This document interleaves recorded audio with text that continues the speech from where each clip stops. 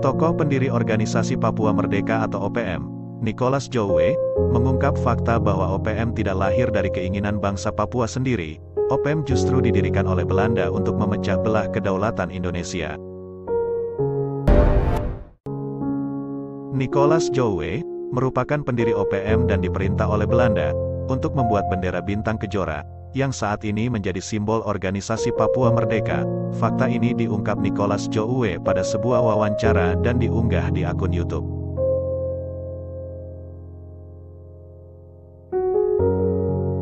Organisasi Papua Merdeka, atau OPM kembali menjadi perbincangan setelah beberapa anggota kelompok kriminal bersenjata, atau KKB Papua melakukan penyerangan terhadap TNI Polri maupun masyarakat di Papua.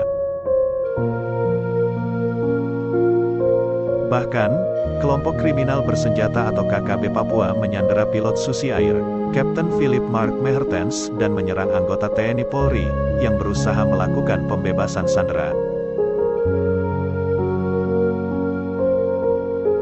Penyerangan OPM terhadap anggota TNI Polri maupun masyarakat yang dijadikan sebagai tameng hidup karena adanya keinginan untuk berdiri sendiri sebagai negara dan keluar dari Indonesia.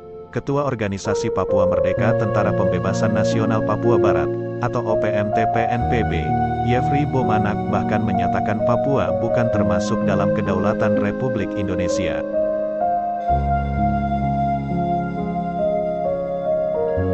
Nicholas Jowe yang merupakan tokoh pendiri OPM menegaskan bahwa saat Soekarno-Hatta memproklamirkan kemerdekaan Indonesia, wilayah Indonesia termasuk Papua.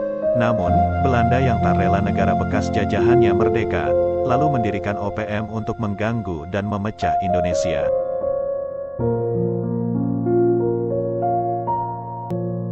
Nicholas mengungkapkan, pihak Belanda saat itu melarang warga Papua untuk bertemu orang luar negeri, bahkan dengan orang Indonesia.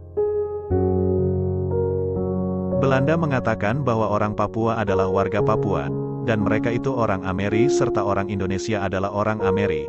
Selain itu Belanda juga mengatakan bahwa orang Indonesia adalah bangsa Melayu bukan bangsa Papua.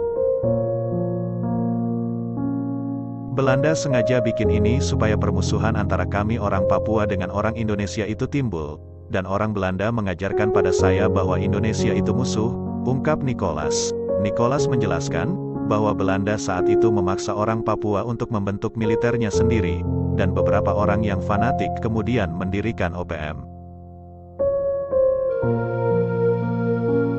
OPM itu tidak lahir dari keinginan bangsa Papua, namun lahir dari pikiran beberapa serdadu Papua, dan semua orang Papua juga tidak mengetahui hal itu.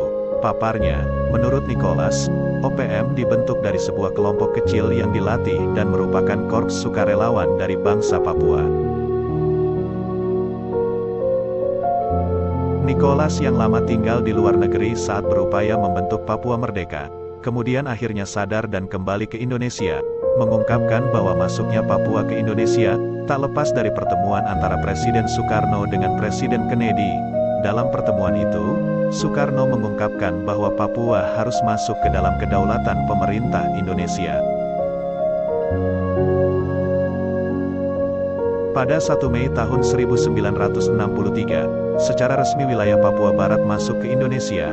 Hanya saja, penyerahan wilayah Papua ke Indonesia menimbulkan masalah politik di Belanda. Belanda tidak mau melihat orang Papua dimasukkan ke dalam Indonesia, dan mereka tetap menginginkan Papua harus berdiri sendiri, atau bergabung dengan bangsa lain.